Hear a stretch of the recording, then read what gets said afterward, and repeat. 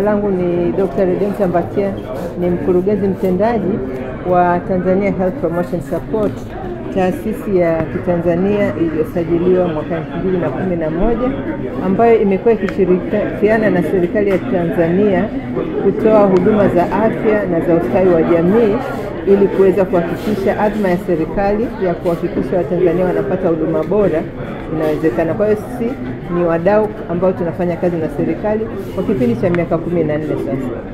Tumekuja kujiunga hapa kumsikiliza waziri akitangaza utafiti wa ukatili dhidi ya watoto wa mwaka 2024.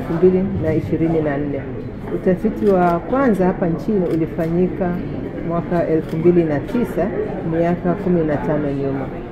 Niseme kwamba sisi kama THPS, taasisi ya Kitanzania, tulipewa fursa ya kusimamia utekelezaji wa utafiti huu tukishirikiana na Wizara ya Maendeleo ya Jamii, Jinsia, Wanawake pamoja na makundi maalum na Wizara Pacha ya Visiwani, tukishirikiana na NBS, tukishirikiana na OCGS, ofisi za watakwimu wakuu katika serikali zetu mbili, tukishirikiana na UNICEF pamoja na CDC, shirika la kupunguza na kudhibiti maradhi ya kuambukiza la Kimarekani, kwa kupitia ufadhili wa serikali ya Marekani kwenye mfuko wa PEPFAR. Tulipata fursa hii kama taasisi ya Kitanzania kufanya utafiti huu ambao baada ya kushirikiana na wote niliowataja tumeifanya kwa weledi mkubwa. Tunaamini kabisa matokeo ambayo ameyatangaza waziri na amesema hata yeye kwamba pamoja na kwamba yameonyesha hali halisi, yatachochea jitihada za serikali katika kudhibiti ukatili dhidi ya watoto na vijana. Niseme tu kwamba kama taasisi ya Kitanzania tunashukuru sana na tunajivunia kwamba tumepewa jukumu hili kubwa. Huu utafiti umefanyika kwa mara ya pili hapa nchini, na kama alivyosema waziri, ni nchi chache tu zimeshafanya utafiti kwa mara ya pili na haujawahi kufanywa na taasisi ya Kitanzania. Kwa hiyo sisi tulipata hiyo heshima na tumefanya utafiti huu kwa weledi mkubwa sana. Nimeshawataja wadau ambao tumefanya nao utafiti. Sasa kwa kifupi sisi tulihusikaje? Kabla sijazungumzia tumehusikaje sisi, niseme tu kwamba tunashukuru sana kwa ufadhili ambao umetolewa na serikali ya Marekani kwa kupitia mfuko wa PEPFAR na CDC, ambao sio tu walitupa ufadhili wa kifedha lakini pia walitoa ushauri wa kitaalamu tangu tulipoanza utafiti huu mpaka tulivyokamilisha, kwa sababu kuna nchi kadhaa zimefanya utafiti, sio nchi nyingi sana, lakini tumeweza pia kujifunza kwa uzoefu wa wenzetu ambao wameufanya.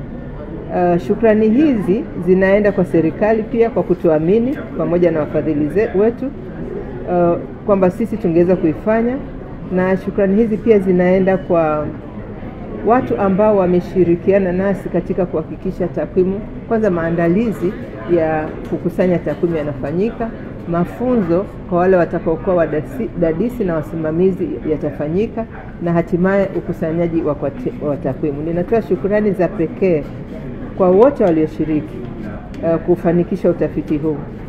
Tumekuwa na wakufunzi wetu wa kitaifa, tulikaa Mwanza kwa muda wa mwezi mmoja kwa ajili ya kuwafundisha kwa nadharia lakini pia kwa vitendo. Tumefundisha wadadisi mamia kadhaa, madereva walitupeleka nchi nzima, shukrani ziwaendee kwao pia, wasimamizi wa kazi ya kukusanya takwimu na maafisa wa ustawi wa jamii wa mikoa yote na wilaya za hapa nchini ambao wameshirikiana na timu ya THPS ya VAX chini ya uongozi thabiti wa Dr. Samuel Likindikoki ambaye ndio alikuwa mkurugenzi aliyesimamia utafiti huu. Tunajivunia sana kwa sababu bila wao kujitoa kwa hali na mali tusingeweza kufanikisha. Lakini ningependa kabla sijaje kusema vizuri tulichokifanya THPS, kutoa salamu na shukrani za pekee kwa vijana maelfu ya vijana, mmesikia zaidi ya vijana 11,000 wameshiriki, walioshiriki kwa ujasiri katika zoezi zima la wao wakionyesha walioyapitia. Sauti zao zitachochea mabadiliko chanya, kwa sababu wenyewe wamepitia ukatili kwa namna moja au nyingine. Kwa hiyo imesaidia sana kutoa hali halisi ambayo itasaidia serikali inavyoweza kuweka afua zake.